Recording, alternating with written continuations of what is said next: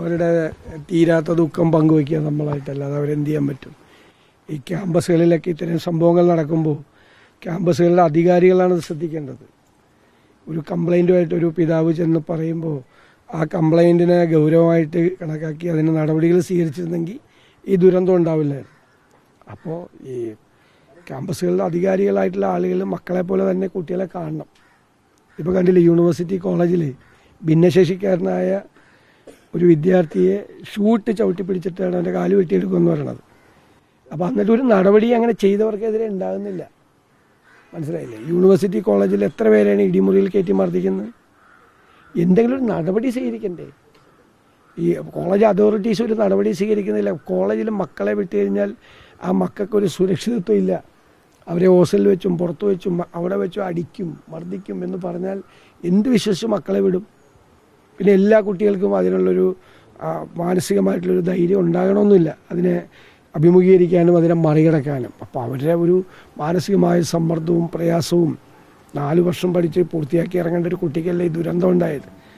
അപ്പോൾ ബന്ധപ്പെട്ട ഉത്തരവാദിത്തപ്പെട്ട അധികാരികൾ ആയ ആളുകൾ അവർ ഉദാസീനത കാണിച്ചിട്ടുണ്ടെങ്കിൽ അവർക്കെതിരെ നടപടി എടുക്കണം എന്നാണ് ഞങ്ങളുടെ അഭിപ്രായം.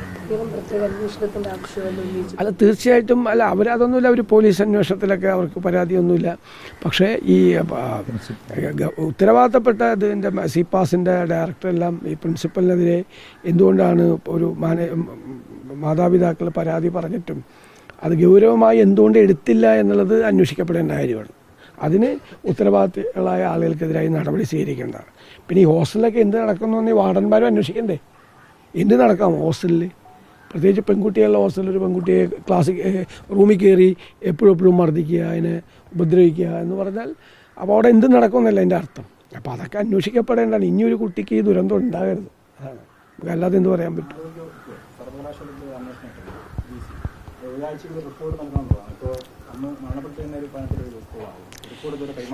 അത് ഞാൻ പറയാറുണ്ടല്ലോ, ആരോഗ്യവകുപ്പ് ഇട്ടിരിക്കുന്ന അന്വേഷണങ്ങൾ വേണ്ടെങ്കിൽ ഒരു മുറി മുഴുവൻ നിറച്ച് വയ്ക്കുക, റിപ്പോർട്ട് വെക്കേണ്ടി വരും.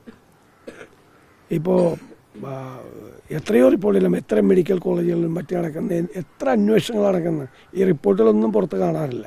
അപ്പോൾ ഇതൊക്കെ വന്ന് ഉത്തരവാദികളായ ആളുകളുണ്ടെങ്കിൽ അവർക്കെതിരായി മാതൃകാപരമായ നടപടികൾ സ്വീകരിക്കണം. അതെന്തിനാ? ഇനി ഇത്തരം കാര്യങ്ങൾ ആവർത്തിക്കാതിരിക്കാൻ വേണ്ടിയിട്ടാണ്. ഇനി ഒരു പ്രിൻസിപ്പലിൻ്റെ മുമ്പിൽ ഇങ്ങനെ ഒരു പരാതി വരുമ്പോൾ എങ്ങനെയാണ് കൈകാര്യം ചെയ്യേണ്ടതെന്ന് നോക്കണ്ടേ? കുഞ്ഞ്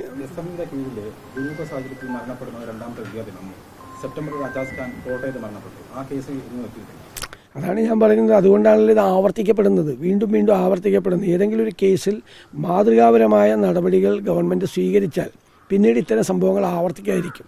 മറ്റൊരു കുടുംബത്തിൽ ഈ ദുരന്തം ഉണ്ടാവില്ല. അത് നമുക്ക് ശ്രദ്ധിക്കാം.